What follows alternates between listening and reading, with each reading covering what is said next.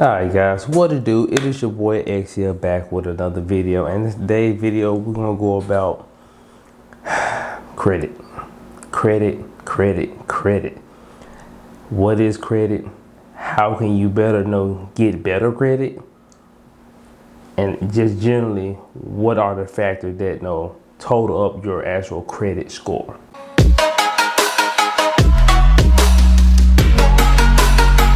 Exia coming to you with credit. I most definitely got to do this because, like I said, I recently did a video where it was about the grand question that was going on like a couple weeks ago. It was like, which one would you rather have, the 600K or the 850 credit score? And a lot of people they're most easily take the 600. I could flip that 600 credit score. I mean, 600. I can flip that 600 to a 850 credit score. And in those comments where people were having that debate, it came across me that a lot of people don't know what it actually takes to make up your FICO score. So I'm doing this video to help these guys out so you can get a better understanding of what credit is and know how you can utilize it to best suit you. All right, so pretty much your credit score is contained of 5 key points. These 5 things are what generally come up with your score. Of course, everybody know that making on-time payments is pretty much the highest attribution to your FICO score, which is 35%. Second would be your credit age, which also takes up, if I'm not mistaken, your credit age is 15%. You have your increase, which is 10%. You have your diversification of your credit, which is 10%, and then you have credit utilization, which again is 30% to make up your total FICO score. All right, and what I mean by FICO score, that's your credit score. And pretty much I think credit scores came about in like the 1950s, somewhere in there, like late 1950s.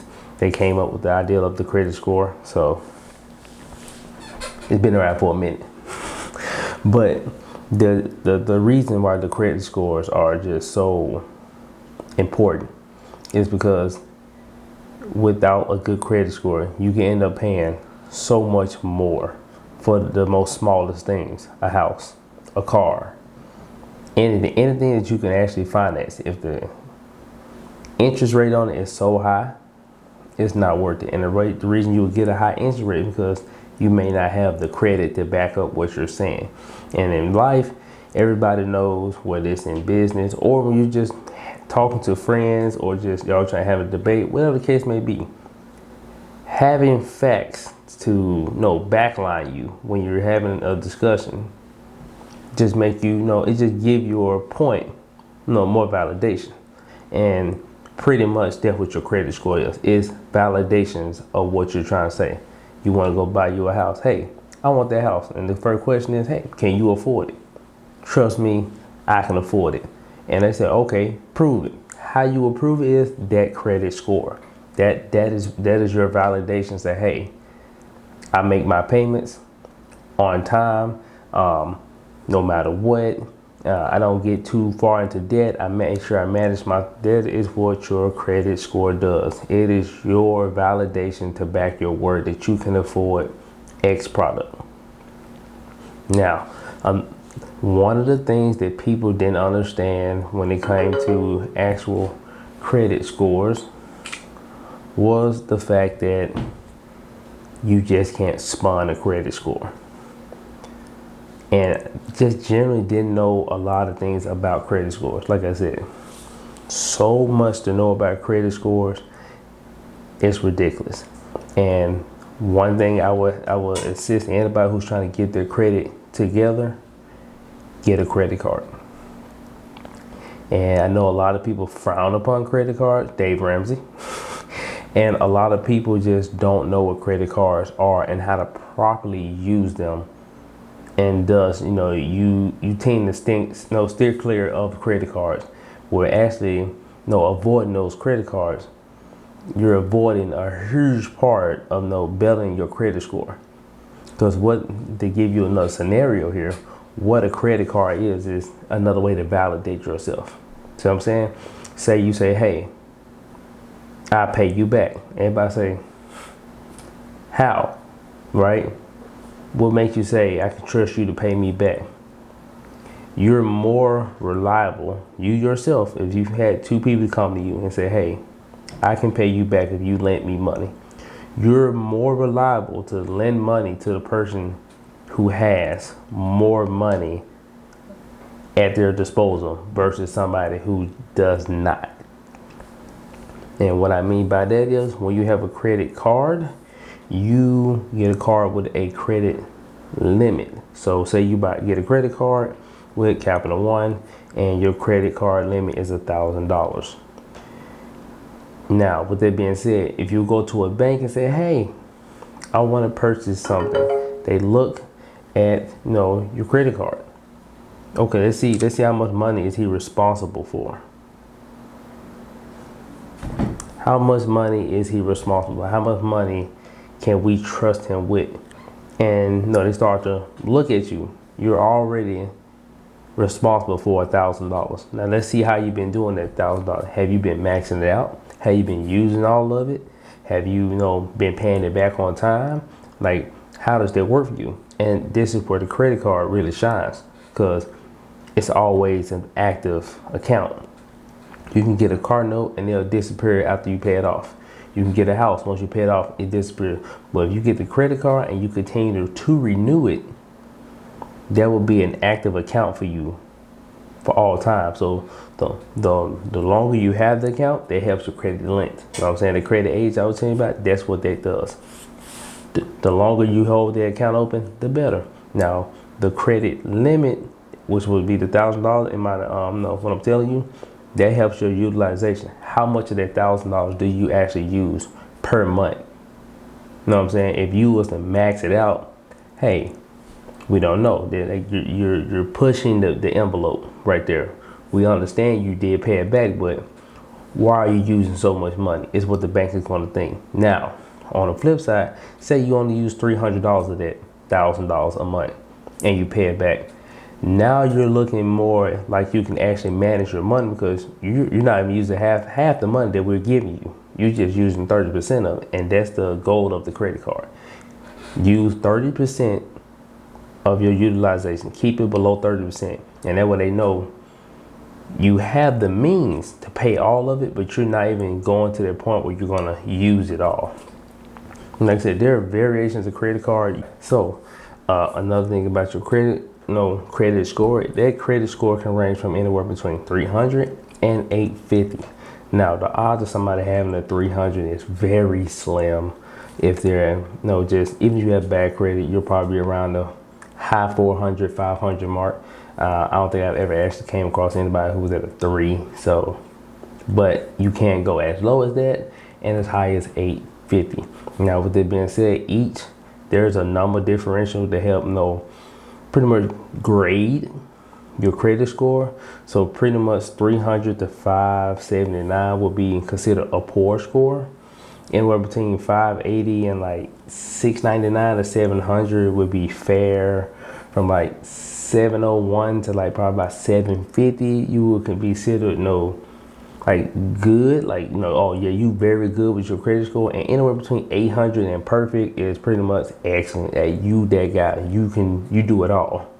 And like I said, to reach the level of excellent to good standards, you will have to have numerous accounts, and you will have to be old. And by old, I mean there are a couple people who just have excellent credit early on. But if you are an average Joe like myself, I started off with, I think I was like 550, 565, somewhere up in there when I actually started the process to build my credit. And I had a couple things in collections, just young, dumb, and broke, right? Shout out to Cleek. But yeah, I didn't have it.